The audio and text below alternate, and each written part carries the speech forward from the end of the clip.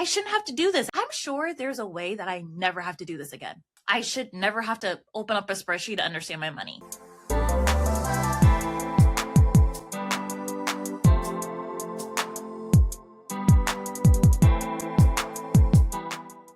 Hello, everybody, and welcome back to the podcast. Today, we have a very special episode for you guys.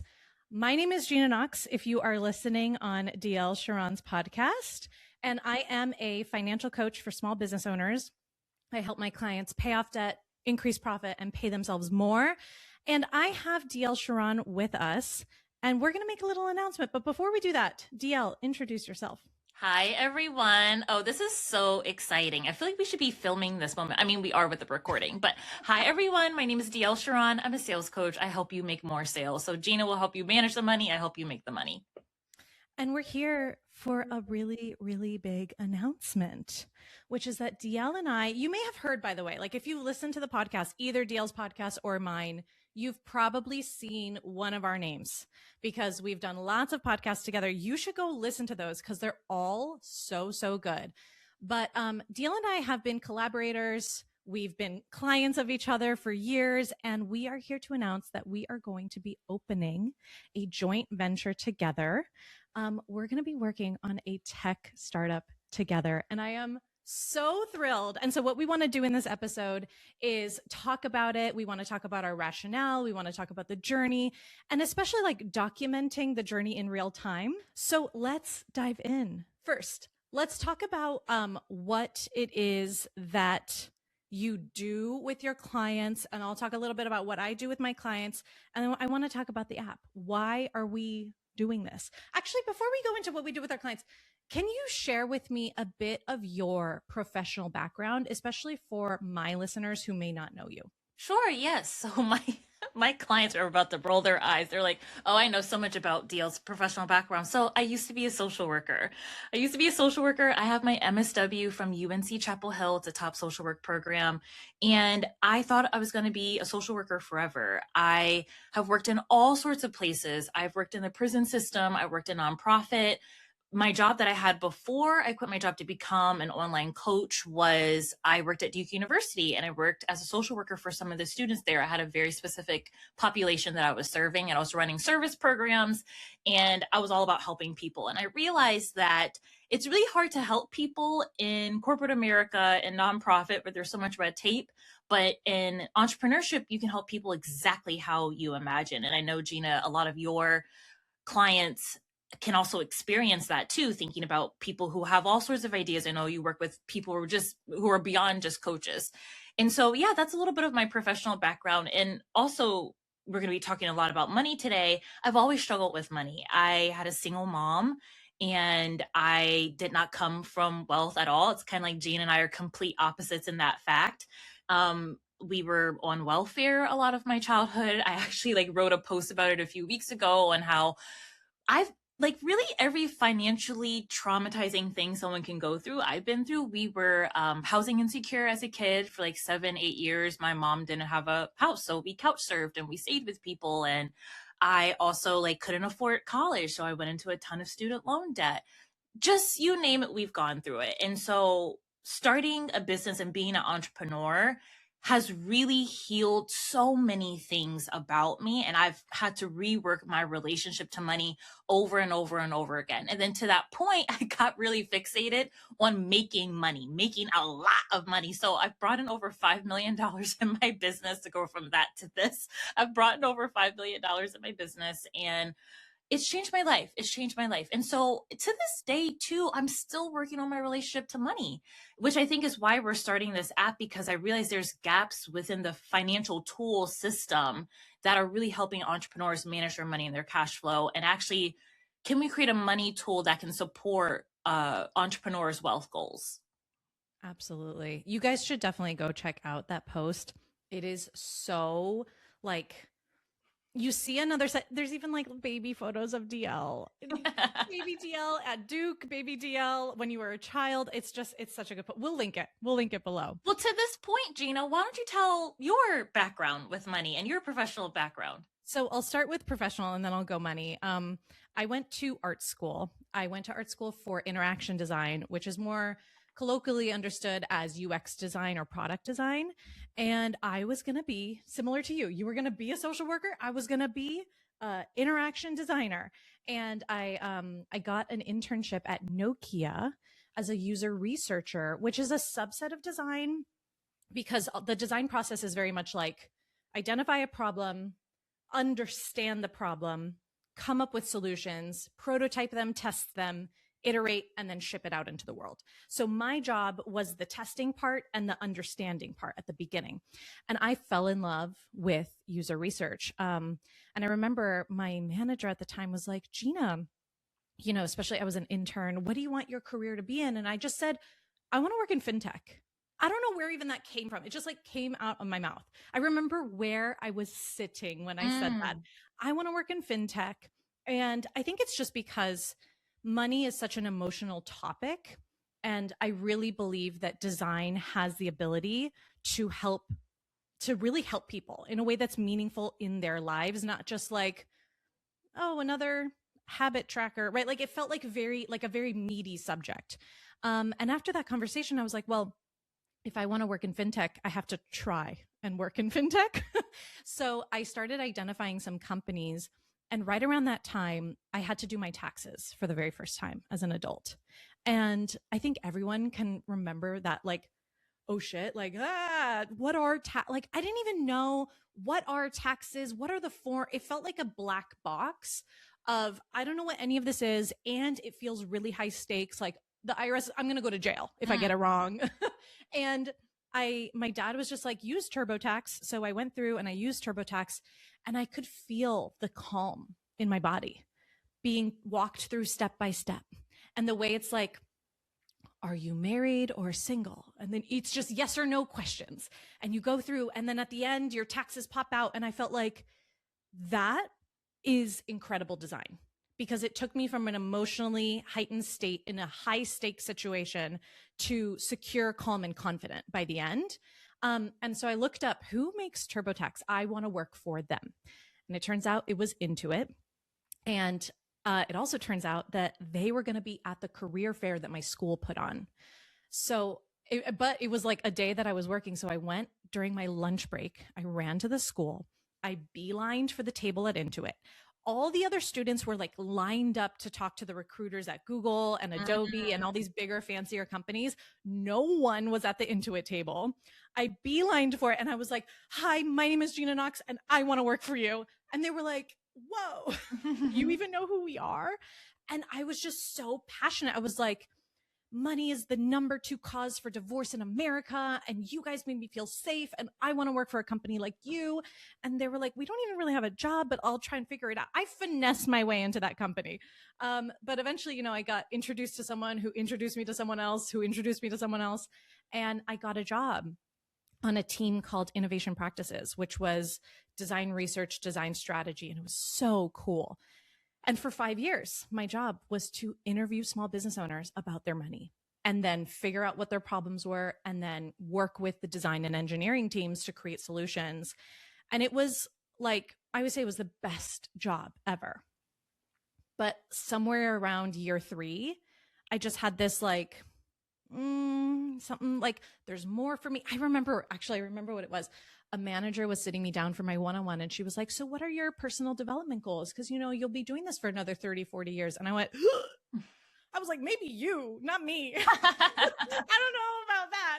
I don't know. Something freaked me out, because even though it was the perfect job with good salary and good benefits and 401k matching and stock, and like, it was the perfect job. And they're such good I still to this day, I sing their praises as an employer. They put their employees first. I got to take a 7 or 8 month maternity leave paid. Like, there was literally nothing wrong on paper, but I just had this sense of like, there's more for me. And after a while, it just kind of felt like, okay, I'm working on a software product that's making invoicing 3 minutes faster for 3 million users. So that has like economies of scale, but like, I want to go deeper. So I just started coaching on the side with my friends. And then I started coaching business owners. And now I've coached over 600 small business owners globally, primarily in North America. But we've helped them save over $10 million collectively, helped them grow wealth portfolios worth over $37 million. And again, this is hundreds of people, not thousands. So I've really gotten that I got to go deep. And now the itch is back to be like, oh, Gina, go broad again. Gina, you got to go deep. Now it's time to impact millions again. So it's this kind of oscillation that I'm going through. That was a long story, but I think it's important context. And then personally, I always say I'm the trust fund baby your kids will be. So Dielle was saying, we're kind of opposites. I really think Dielle and I are two sides of the same coin. She works in sales. I work in money management. You grew up with your set of financial circumstances. I grew up with mine. My dad was a high earning attorney. My mom was a stay-at-home mom. And we by no means were like gossip girl money. It was very much still like budget. It's funny. My parents both had a very budget mentality, but they had a lot of money. So I grew up a little confused. Like I thought we were poor until I was a teenager and I started looking around being like, we're not poor. I go to private school. Yeah. But we shop at thrift stores and I'm not like, we don't eat out. So it was an interesting dichotomy there, but my college was paid for. My first car was paid for. I was very much set up. I will inherit money. I have inherited money before. So there's been a lot of financial privilege. And I think that the biggest thing that's done for my mindset is I just have a baseline security with money. No matter, like, even if I'm in debt or even if I have, low cash reserves, I never go into panic. Like, I don't think I've ever felt financial panic in my life or like anxiety. Woo! I know. It's kind of like, no, I think you said that to me on a phone call where you're like, anxiety, like, what is that? I'm like, oh my God. I was like, oh my God. But like, I think for me, I didn't mean to cut you off, but you're good.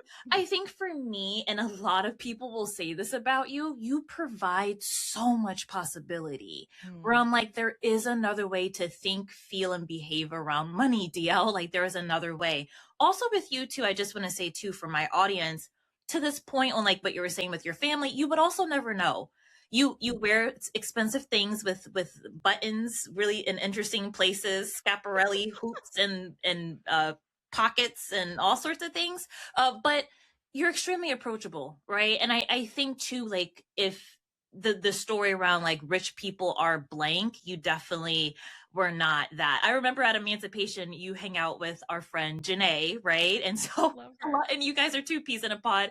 And you both kind of created this reputation like, oh, there goes the rich girls, right? There goes the rich girls. Cause both of you kind of grew up in this like financially privileged like lifestyle that a lot of me and my clients, we didn't have that. But you both are probably some of the warmest people and the most approachable people I've ever met. And it's just, it provides a lot of possibility and hope for my audience. So I also just wanted to say that as well. Well, I think it's just so interesting. And this is why I'm so excited about our app is I feel like I can come across even to myself as like quite delusional. Like, why would you be worried? What are you talking about? Right. Like regardless of the circumstances, I can be quite delusional. I really, really believe that money is not that deep. Like I've been saying recently, behavior changes for diets. Money's just data. Like we're making it out to be a lot. And and it's really like we're making it out to be like I have to change my whole mindset in order to fix my money, and it's this gargantuan task. And then I also believe money's just a design problem. And as a designer, it was pounded into me in school that like there's no such thing as user error. If your users are making mistakes, that's your fault as a designer. You did a bad job. So I take a ton of responsibility as a designer to be like, okay, like if my users aren't getting a result, whether it's in my coaching business or in this tech company, it's just a design problem. We just need to go back to the drawing board. And I think it's helpful to have that. And then also have what you bring, which is deep firsthand experience with the actual real emotional trauma that money brings. And, I say like money's not that deep, but it is that deep. It's like, it's both sides. So I think we're such a good pairing from that perspective of having both sides of that experience. Yeah, I would say money is not that deep too, but to that point on the opposite side of the spectrum, I think it is way easier to change your thoughts about money than we realize. Like, Mm. I will never forget this. I was listening to a podcast from Brooke Castillo, and I butcher the name of the title of it all the time. I always reference it. I think it's like called On Being Done or Being Complete, something like that. And if you just search about this title on Google, the transcript will pop up and you can find it. But I remember I was driving, and I typically don't drive to my 9 to 5. I would take the bus, but I missed the bus, so I'd have to drive to my 9 to 5. And if you don't know about anything about working at a college campus, you have to pay to park. And so it's very expensive to pay, which is why I took the bus. So I was driving in my car listening, and she was talking about, like, yeah, you could just be done with things. You could be done with bread. You could be done with alcohol. You could be done with a certain relationship and it's complete and there's no ill will. And I remember sitting there being like, oh, I'm done with debt. And the thought that she said was, I've had enough of blank for a lifetime. And I was like, oh, I've definitely had enough debt for a lifetime. And in that moment, I never got back into like massive debt again, the way that I was in. I was in like maybe a quarter million at the time, never reached that number again.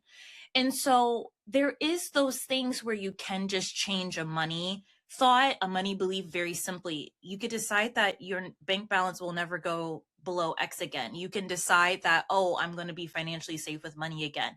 So I agree that it isn't that deep too, but on the other side of the spectrum, yeah. We balance each other. Yes. And to this point, like, I think it can come across very maybe dismissive or like woo woo. Oh, what do you mean? You don't just get to be done. But I think that what's actually happening in the background is you're saying, like, oh, I'm done with this. I don't have to feel emotionally attached anymore. I don't have to feel panicked anymore. I don't have to be reactive anymore. And therefore, I have the head on my shoulders to take action to change my circumstance versus when you're very, very reactive and panicked. I mean, I even have an SOP in my business called How to Coach Panic Clients for my co-coaches, because panic is the number one money killer. Like, you make the worst decisions financially, and like permanent damage happens when you're panicked. So it's like, it's not all just woo woo. And I think we want to bring all of this into the app, because pretty much everything on the market is like budgets, spreadsheets, count transactions, P&L. Like, it's very like data heavy and very like, there's no humanness. There's no, like, none of that. Let's talk about the app more in its concept and more of its idea. And we want to be clear, we're still very much in the phase, and we'll talk about like the development side in a second as well. But I'll kick us off with like the app itself. So I remember, well, to take another step back. So inside of Gina's program, I've been a client of Gina's for a very long time, and she has these spreadsheets in her programs. And I am a little neurospicy, meaning like a little.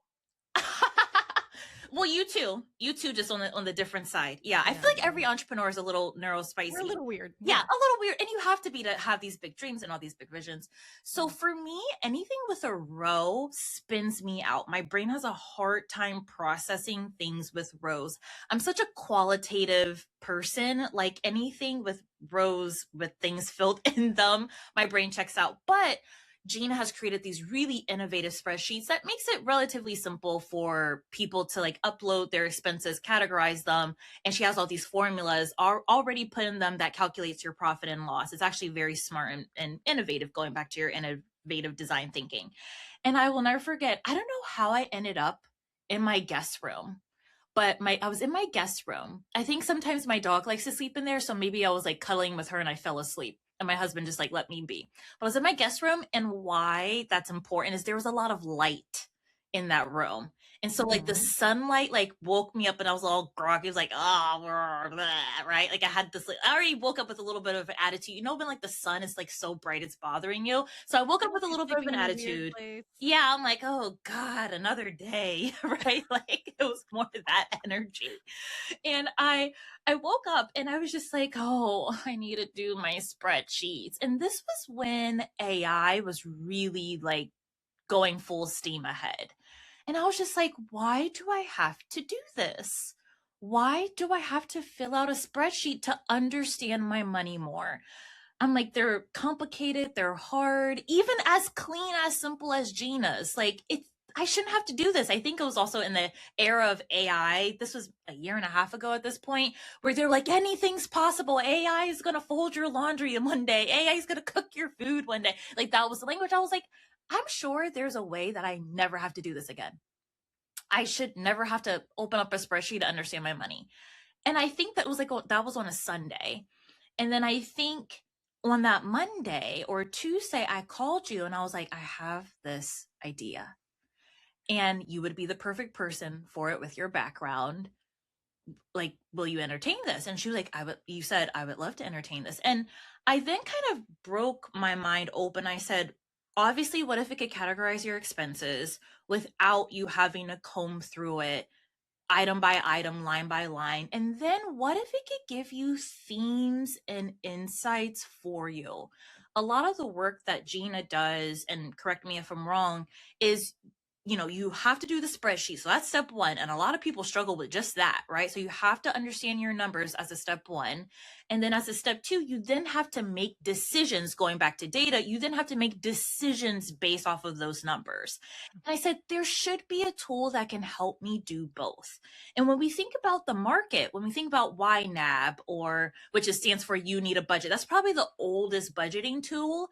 All it still is rows, right? Like it's just like, another, I want to see rows of data. it's just rows of data. You would have to do the same thing in a spreadsheet. Like, it's just rows of data, and it's actually very cumbersome. And if you think about the branding of that app, you need a budget, right? Like, it's also has this heaviness to it as well. So I was just like, I don't think this exists. And so you need the data, and then you also need to make decisions based off of the data. And I said, I wonder if we can make a tool that can do that. So I'm curious, like, when I called you with that idea, what was your first thought? Well, it's interesting because like I said, I've already started having that itch to go broad again, meaning do make a product that can impact millions of people, not just hundreds. Because although you can impact millions of people with coaching, it looks a little different. So I know tech, so I had already had that itch. And I wasn't actually surprised because when was it? 2022 or 2023? I had an event in Austin that you came to, and afterwards you texted me something about like, can I license your, like, if you ever want a license, I'll buy your concepts. Or you had mentioned some like non-client coach relationship business deal. So I always had a little eye on you. So I really wasn't surprised. And also, I do think like we have very good synergy. If you just go back and listen to our podcasts, in fact, so many of our podcasts began as phone conversations where we're like, wait, stop. Let's just record this because they're so good. And I just think that we're the perfect pair. So we sat down and we were, I made Claude actually make me a discussion guide because I was like, okay, Claude, my co-founder and I, how official, my co-founder and I need to like come up with the things that will go in the co-founder agreement because the lawyers can't just make it up. They have to a co-founder agreement is just what you say it is. So we need to have some serious discussions. And we were talking about, equity split. We were talking about capital go ahead. Back up before that conversation. I think it was before then when I told you I don't want to be CEO. Was it? It was before. Maybe I'm misremembering. Okay, you say. Well, yeah. This is when we were having just phone call after phone call about it. And I would say we were like that for like 6 months where we were just like, let's just chat. And I'm so glad we took that time to be like, Gina's a busy mom. She has $1 million company. I have $1 million company. And I'm just like, we have a lot going on. Let's just keep mulling over this and keep sitting on it. I think also we were just light researching. Is there anything out there? Do we like this? Do we like where AI is heading right now? Do we like the direction of this? And then vibe coding picked up like, oh, okay, maybe we could do this. And we even kind of were talking to another developer on a smaller scale at that time, being like, maybe they could do a prototype. And they ended up doing a very small prototype for us. And so we just kind of put out feelers for a while. And throughout this process, I was like, even though I technically, quote unquote, came up with the idea, I did not want to be the CEO of this. So I said, I don't think I want to run another company or be a CEO. I love my current business and I think it fits my mission and so much more, but I definitely want to be a part of this. So then that's when we're like, okay, I don't think I want to be CEO. Let's define roles. Yeah. And then with that conversation of like, it got deep. We were like, how could we fire each other? Like, this Yeah. is like legal stuff, right? Yeah. And then we were talking about equity split, and that's a big, that's a touchy subject. And so we were like, okay, before we decide on equity split, let's just like walk down like the literal tasks that each of us would do. And the only way I can describe it, listeners, is Dielle's task list was the embodiment of like the glitter emoji and the fairy emoji and the color palette emoji and like all the like fun marketing, growth, brand, tone and voice, all of that. And we even got into like what teams would eventually sit under each of us. So like the marketing team, a sales team, potentially, like all of that would sit under Dielle. And then we went to me and it was like, okay, well, what's left? HR, compliance, legal, like all the things. And then I think product is going to sit under me. Either way, we were like, and you were like, oh, okay, yeah, you're the CEO. I was like, no, that's not me. I'm just a wild bleeding creative. Accounting is going under me too. God, please, Jesus Christ. No, the amount of times Dielle has said, I'm so glad I don't have to do the P&L. And like, you just give me the budget and I'll stick to the budget. I'm like, great. Perfect. And I think that's important when it comes to like hearing about announcements like this, like, okay, like how would this work? How would this work? And I think it's also important to see like things don't have to be so cut and dry, and how you built your first business does not have to look like how you built a second or a third one too. So yeah. I also think too, there's such different businesses in different industries. Like there's different norms, all of that. So where are we at so far in the process? Yes. So like Dielle said, we had a huge amount of exploratory conversations and just like, honestly too, I feel like it was probably like co-founder fit. Like, do we fit together? Are we on the same page? We had to make a couple hard decisions and, we talked about them. And I think that's such a good test to be like, can we make a decision together? Even if like we don't fully agree, because that's what's going to be the rest of this company is like just making decisions together. And eventually we were like, okay, we want to launch in 2026. We want to launch. So if we want to launch, we need an engineer because neither of us are technical. And after we had that initial product developer create a prototype, we decided not to move forward with them, mostly because we just needed a little bit something more robust. We really wanted to make sure, especially working with financial data, we were like, we need an engineer who can create something that is like airtight from day one, which is more expensive. Like it's easier to hire a cheaper engineer, but I'm like, listen, we're gonna have people's bank information. Absolutely not. Like that's got to be locked down, Fort Knox. So we went on an interview spree. We interviewed a couple different agencies and individuals, and we actually found an agency that we're currently working with. And I'm so excited because I posted a post on LinkedIn, since I have all these tech people in my LinkedIn, and one of my old coworkers reached out and said, hey, like I'm working in this small boutique firm and I think like we could be a good fit. Let's chat. And they ended up being a great fit. And so we're kind of right now with them. We've engaged them. We're in the design and exploratory phase before engineering even touches anything.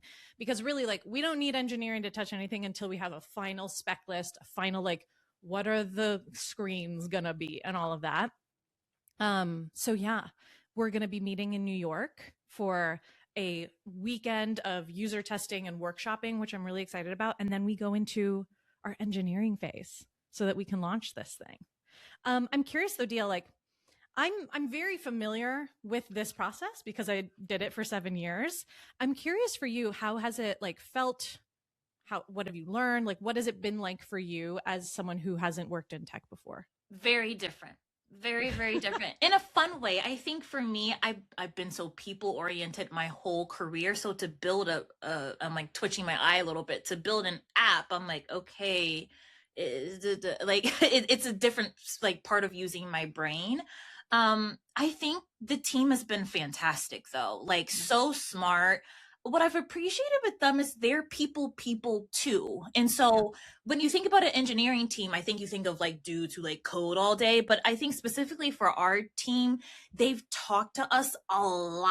Like they've asked us a ton of questions. They are wanting our inputs. Whenever they've showed up a mock-up, they're like, here's why, what's your input? We spend so much time talking, which I think is refreshing, versus like, okay, you fill out a form, I'll just build it and here you go, right? Which is what I kind of thought. Yeah. And so, yeah, I think that's what I thought too. Like when you think about like coders, like, or if you think about like the Facebook movie, they were just on their little laptops the whole time. Like that's what you thought it was going to be. Gina's dying laughing at me, guys. But like, that's what I thought it was going to be like. So I'm like a guy in a hoodie. Exactly. Like just going away at it. But no, I thought it was going to be like that. And it hasn't. It's been very qualitative, which has been helpful for me. I think too, Gina has been like reminding me of this to go wide, go wide, go wide, explore. They're going to give us 1,000 different options and we want that, versus I'm from the camp of no, niche down, no, choose, no, decide early, stick to that decision. And Gina's like, it's the opposite here. Like you have to go big, you have to go explorative. Like we've looked at all sorts of mock-ups and all sorts of layouts, and we've also gotten so detailed, being like, I don't like that one word on the second screen, and here's why that matters. And it's just, we're being so intentional too. So it's been fun. And I've just been, I've selfishly, I'm like, how will this help me? Like, how will this help me? Which is a good filter too, to be like, okay, I want to make sure that we're thinking about as many user experiences as possible. Totally. I think one thing that we didn't mention and that I'm most excited for selfishly is the fact that we will be bringing in both business and personal data into one place. Did you guys know that there's like no software that does that? No, believe me, I've looked, because I have an agency called The Advisory where we do your business books and your personal books. And we have had to hack a software to make it work for both. And it's kind of like, it's weird for our bookkeeper. It's really weird for everyone, but we're just making it work. So I am so excited, because the reality is that most small businesses are not thinking like corporations. Corporations think like CEO, CFO, accounting team, business health, everybody gets a salary. We all like move on with our day. Business owners think like, this is my life. This is my money. My money is here and there. I sometimes get paid. I sometimes don't. Maybe I'll go into personal debt for the business. A lot of business owners have sacrificed their personal credit for the business. And it's really commingled and mixed. And even if it is not technically commingled, like even if technically you have separate bank accounts, separate credit cards, the whole thing, in your mind, it's the same. Yeah. It's like, that's all my money, especially if you don't have employees or you have few employees or you just have contractors, like it's all the same. And there is no place that shows you like the full waterfall from a sale to the business to take home money to like paying off personal student loan debt. There's nothing that connects that entire line. And I think it's such a shame, because it is all connected. And, you know, one of my kind of my mission in my business is to make wealthy entrepreneurs. Like entrepreneurs should be the wealthiest ones in the room. We have the most leverage. We can make more money by deciding, which is so much of what your work is, right? It's like, hey, this is better than a 9-to-5. But in order for it to be better than a 9-to-5, you actually have to take advantage. Yeah. The math has to check out. Yeah. And unfortunately, it's not for lack of revenue. Unfortunately, a lot of business owners never grow wealth. They just grow revenue. And that's even if they grow revenue, right? So it's like, it's a huge personal opportunity space owning a business.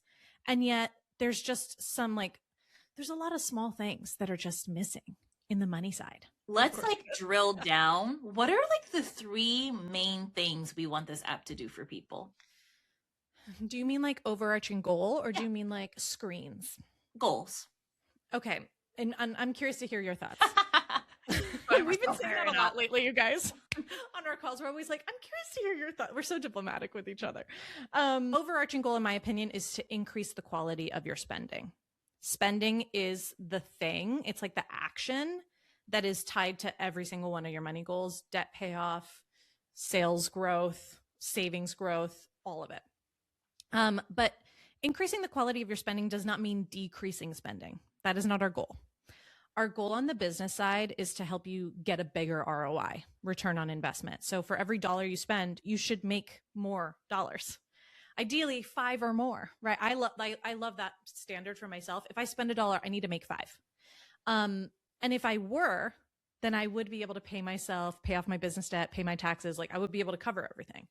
On the personal side, it's a little more qualitative, but it's still increasing the quality of your spending so that you're not spending on things that don't matter to you, and you're using your personal capital to hit your goals, whatever your goals may be, whether it's debt payoff, savings growth, investment and wealth growth, investing in other businesses, whatever that may be. And then generally, like the emotional goal probably is decrease panic, increase safety. Increase safety, increase safety, increase safety. Yeah, I would say like manage the expenses. Like how can you manage your expenses in a really simple, easy, non-overwhelming, non-shameful way? Yes. Where can you manage your expenses both on the business and personal side? And then by that, where can you make better decisions and have more financial abundance? Yeah. And so people might be saying, how are you actually going to do that? Like, how will the app actually help them do that? Which is what we're working with the developers on. But do we want to answer that question? Yeah, I think we should, because I want you to answer it, because I think it actually goes back to the aversion you have to rows of data. Yes. So do you want to do the grand reveal? The mini grand reveal? Sure. So yes, and we went through a lot of different options. So again, the problem that we're trying to solve is, how can you look at your expenses and your spending? Where can you see the things that you're spending your money on? And then categorize that expense based off of what you spend it on, but then decide, do you want to keep spending your money in that way? So that's a big problem with multiple little steps that we're trying to solve for. And so we've actually gone to a swipe card model with the app. And so a card will be able to pop up with the transaction already like auto categorized, and you can change it if you want to. And so you'll be able to see that expense, how much it is, where it is, when did you do it? And then you can decide, did I see some sort of ROI? Did that help me or support me in any of my personal or business goals, or did it not, for a myriad of reasons? And you'll be able to kind of make decisions based off of that. And then you'll also have the opportunity for all those expenses that didn't move the needle for your goals. You can have a list of them so that you can either reevaluate, renegotiate, or maybe even cancel or no longer need those things, all within the app. And so it's no longer, let's load everything into a spreadsheet. Let's stifle everything through a spreadsheet. And then, okay, now I have to make decisions off of it. Okay, which ones am I keeping? Which ones am I not keeping? And there's no longer all that. You could do this process in 5-10 minutes watching Netflix in a very calm, simple way on your phone. I think what's so innovative about this is the 1-by-1 review. Because the reality here is that we're not trying to actually create a P&L. I think there's a lot of softwares out there that do that. In fact, you could do it for free on a spreadsheet, right? And especially what I notice with my clients, when we get them through that first phase of know your numbers, it's not having a proper P&L that's important. It's actually the 1-by-1 transaction review, where you're like thinking about all these transactions and being resurfaced to them. Because a lot of people have bookkeepers who are doing this for them, but they're like not reviewing the stuff, or they're like, oh, I've been spending money on this thing for years and I didn't even notice. So that 1-by-1 review, even if you don't do all your transactions, by the way. And what I love about our solution is that the primary goal is not saying, oh, Facebook, that was an advertising expense. We don't actually necessarily care too much about that. That's what will be auto-populated. What we care about is, do you want to keep doing this or not? That is the real categorization that's valuable. And, we call them the boys. We were talking to the boys about, let's say I say, yes, this had an ROI. The follow-up state could potentially be like, did it save you time? Did it save you money? Or did it save you time? Did it make you money? or did it help you emotionally? So we'll be able to like have a lot more qualitative understanding of whether or not the transaction is actually worth it, because that's ultimately what matters. Is in order to increase the quality of your spending, you have to decide, do I spend more? Do I keep spending the same? Do I spend less, or do I stop spending? And to your point, that's a lot of steps. That's a lot of steps. But we talked a lot about this during that 6-month phone chatting phase. Do we want to do saving for taxes? Do we want to do P&Ls? Do we want to do balance sheets? And I was like, QuickBooks does that better already. Like they already have that down. I don't think that that's a need in the market. What's the need is deciding. And one of the things I remember constantly feeling a little frustrated at when I worked at QuickBooks was that QuickBooks doesn't have a point of view. QuickBooks says, here's the tool to create your P&L, or to send an invoice, or to categorize that expense, or to, do whatever it is that you want to do with your accounting. But they never said, not explicitly, but even implicitly in the flow and the way that the app was designed, they never gave you a point of view on how you should do things. And I think that we have a strong point of view on how you should do things because of our experience. We've coached between us probably thousands of business owners in some of the most financially precarious situations and help them get to the other side. So it's like, no, there is a way. And we're not just going to we don't want to be a tool for you to do anything. I love all of it. And I think to this point, it's granular, but accessible and approachable too. And this is the key, right? This is the key. Every time I've made a big financial jump, I remember when I quit my job, I did this work. I remember when I paid off 6 figures of debt, I did this work. I remember when I scaled up to $1 million, I did this work of like, okay, let me comb through everything and see where am I spending my money and what's the best use of my ROI. And it's this granular work. And to this point, you can get a P&L in lots of different ways. A P&L necessarily won't change your wealth the way this will, won't change your cash flow, won't change the surplus of money that you have left over to actually do the other things that you want with your money. And so this will. And so I think this is a good place to stop.